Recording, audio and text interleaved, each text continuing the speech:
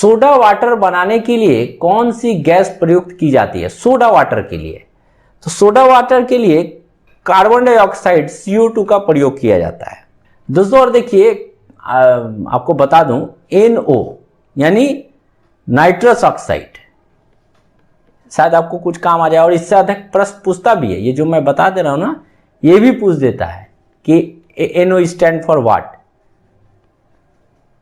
CO carbon monoxide.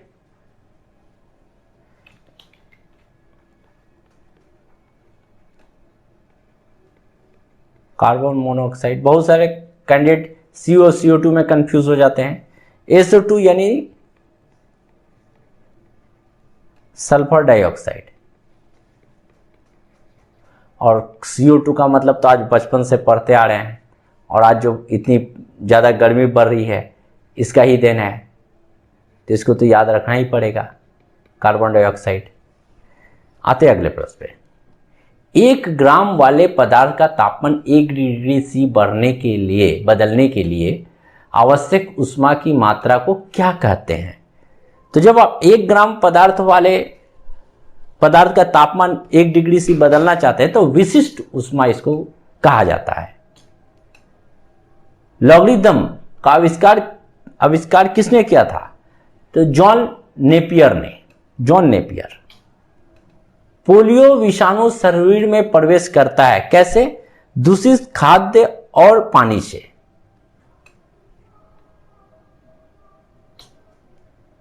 Thorium का नाभिक को बदला जा सकता है कैसे? यूरेनियम में।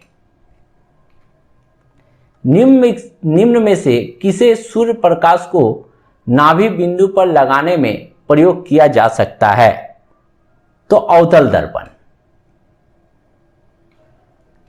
भारत में निम्नलिखित में से किस रेडियोधर्मी धातु का विश्व का सबसे बड़ा भंडार है? विश्व का सबसे बड़ा भंडार, तो इसका जवाब होगा थोरियम। यूरेनियम में बहुत ज्यादा कंफ्यूजन होता है, लेकिन वास्तविक आंसर होगा थोरियम। कैंडिडेट यूरेनियम में कंफ्यूज हो जाते हैं, यूरेनियम और थोरियम में। एक प्रकाश वर्ष किसके बराबर होता है?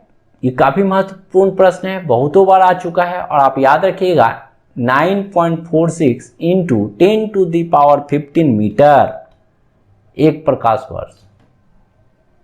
सर सीवी रमन को उनके किस कार्य के लिए नोबेल पुरस्कार दिया गया था? तो प्रकाश के परिकर्णन के अध्ययन के लिए जो है उन्हें नोबेल पुरस्कार दिया गया था। न्यूरॉन किसका इकाई है? तो तंत्रिक ऊतक का। उत्तल दर्पण द्वारा बना प्रतिबिंब होता है, ये कैसा होता है? एक काल्पनिक और सीधा होता है उत्तल दर्पण द्वारा। एक एसी जनरेटर में मुख्यतः क्या होता है? इसमें देखिए ये तीनों का तीनों होता है, आर्मेचर मतलब कुंडली, क्षेत्रीय चुंबक तत्व, स्लिप रिंग और ब्रूसेन, ये तीनों का तीनों होता है। विश्व स्वास्थ्य दिवस कब मनाया जाता है? तो यह जो है 7 अप्रैल को मनाया जाता है, विश्व स्वास्थ्य दिवस। निम्नलिखित में से कौन सा प्रथम श्रेणी लीवर का उदाहरण है? तो प्रथम श्रेणी लीवर का उदाहरण आप याद रखिएगा, हमेशा अक्सर यह प्रश्न पूछता है, तो कैंची का एक युग्म इसका सबसे अच्छा उदाहरण है, और यही ऑप्शन में आपको मिलेगा। किस माध्यम में अनुप्रस्थ तरंग उत्पन्न नहीं होती पूछा है? तो हवा में नहीं होती, बाकी जो तीनों दिया है ना उनमें होती है। निम्न में से किस यौगिक के जलीय विलयन को pH न्यूनतम होती है?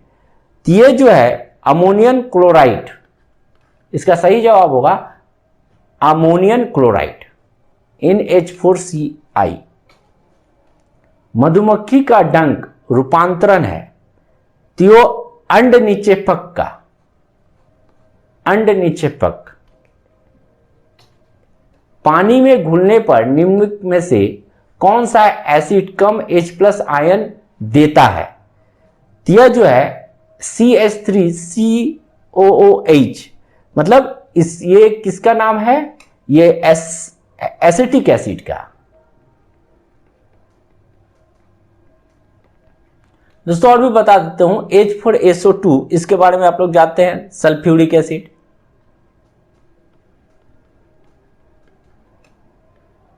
ये सब भी जानना आपके लिए जरूरी है। HNO3 मतलब नाइट्रिक एसिड,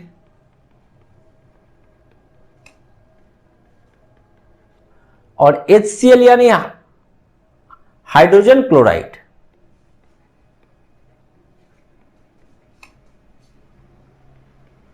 हाइड्रोजन क्लोराइड, तो इसको जरूर याद कर लीजिएगा, ये भी आपका शायद कहीं ना कहीं मदद आ जाए।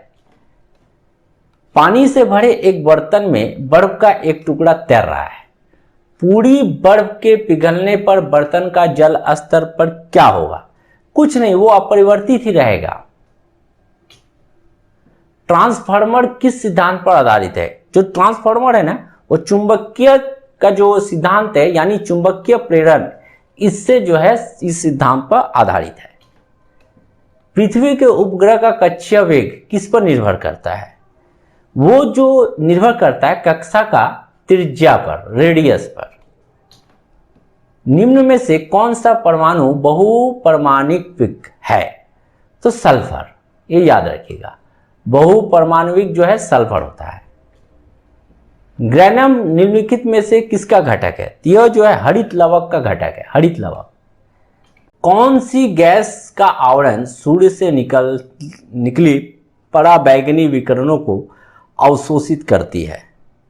तो ओजोन गैस, जो ओजोन लेयर होता है वहां पर इसको ऑब्जर्व कर लिया जाता है। वायुमंडल न होती तो दिन की अवधि क्या होता? अगर वायुमंडल नहीं होता ना तो दिन का अवधि जो है कम जाता।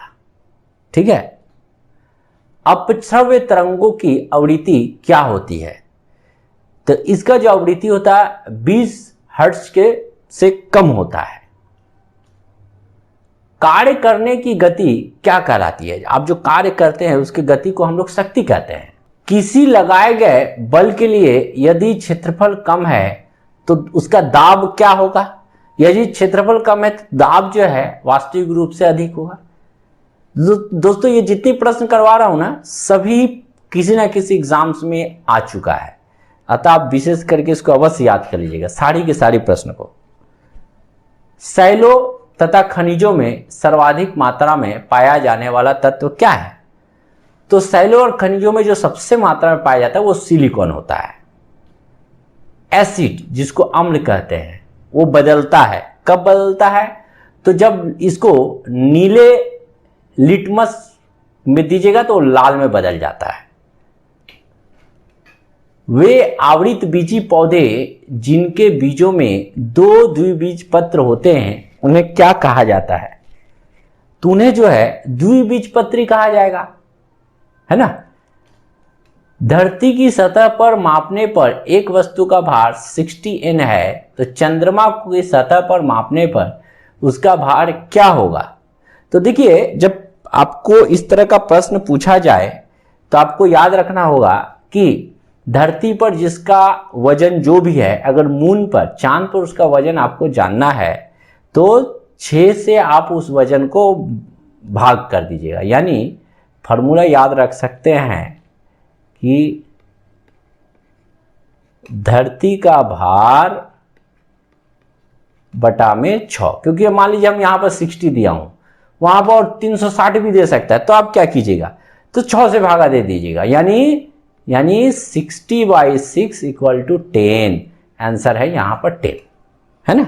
अगले प्रश्न पर जाता हूं। डैश अल्कोहल और कार्बोक्सिलिक एसिड को वापस देने के लिए एक एसिड या बेस की उपस्थिति में प्रतिक्रिया करता है, तो एस्टर जो है इसमें प्रतिक्रिया करता है।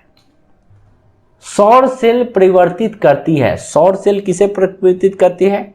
तो सौर ऊर्जा के वैद्युत ऊर्जा में परिवर्तित करती है। दोस्तों ये सारी की सारी काफी महत्वपूर्ण प्रश्न हैं। मैंने एक छोटी सी कोशिश की आप तक पहुंचा देने की, अतः आपसे अनुरोध है कि अगर आप competitive exams like CHSL, CGL, MEMTS, rail या फिर सिविल सर्विस कोई भी तैयारी कर रहे हो तो आप मेरा वीडियो को अवश्य देखें। आशा करता हूं काफ़ी मदद साबित होगी। धन्यवाद दोस्तों।